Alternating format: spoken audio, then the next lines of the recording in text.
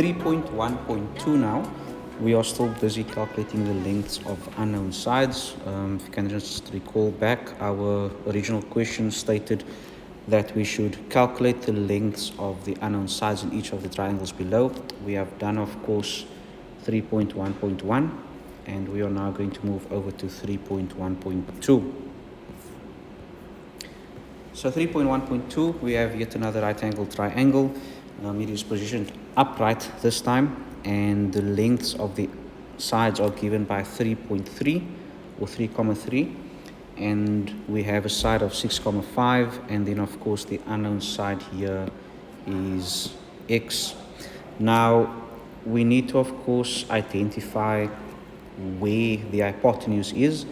And of course we saw in the previous example that the hypotenuse is right opposite die 90-degree angle. So die skynsy is dan die langste sy, dis 6,5. En natuurlijk kan ons nou sien dat die onbekende sy is nie die skynsy nie, dit is een van die ander sye. So in this case there's of course two approaches that learners take.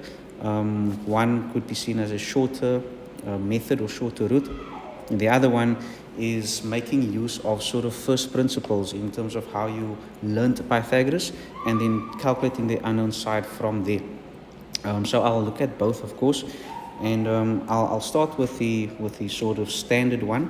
So we know that Pythagoras says that the square of the hypotenuse, and I actually started incorrectly there now, just forgive me, the square of the hypotenuse, so the hypotenuse in this case is 6,5. So the square of the hypotenuse is equal to the sum of the squares of the other two sides.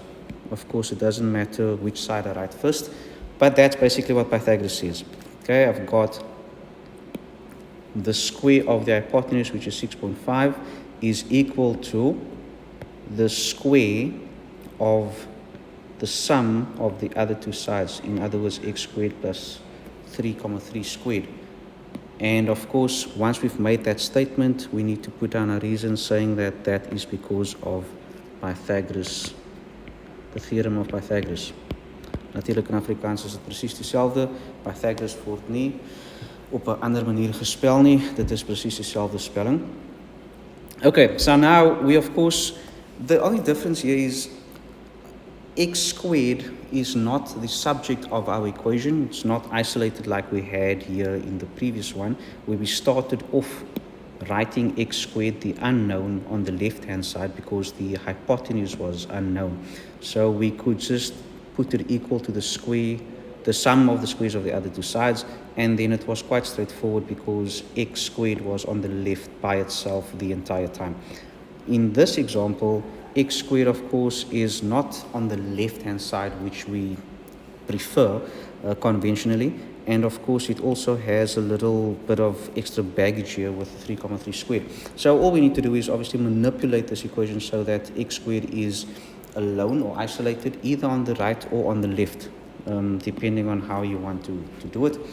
So I will, for this example, I will keep x squared where it is sort of positive right now, and not moving it around, so I'll keep it on the right hand side, and I will then subtract the 3,3 squared. So I will first simplify this by taking the square of 6,5.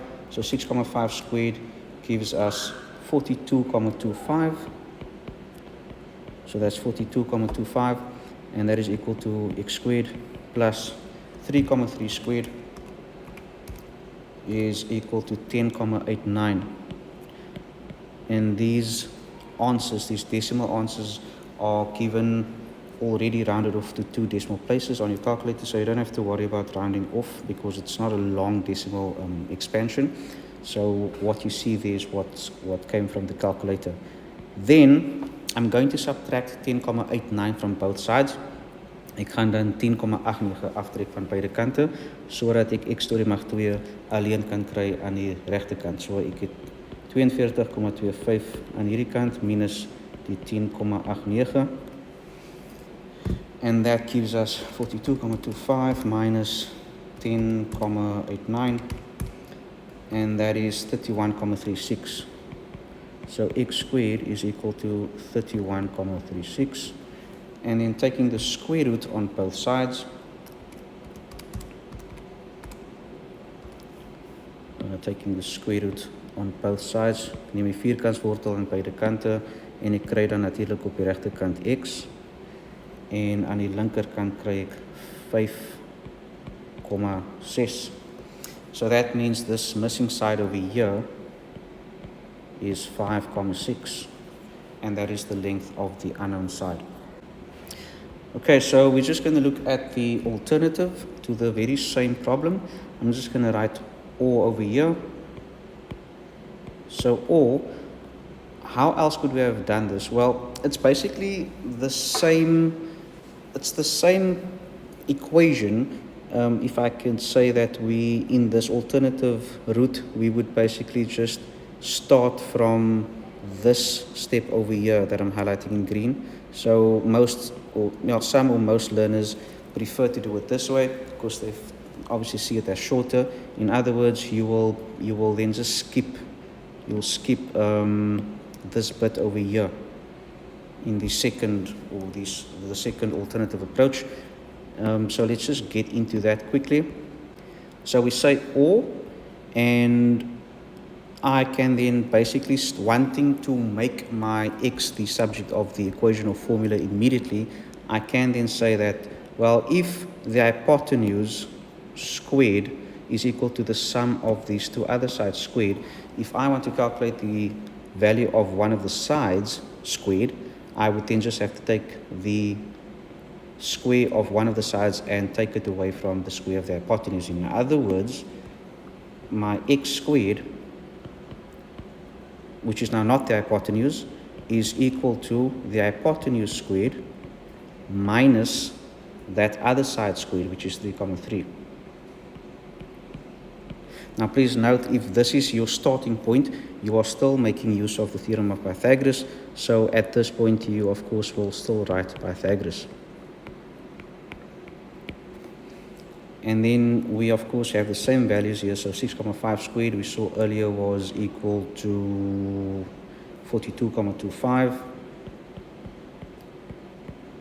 And 3,3 squared was equal to 10,89.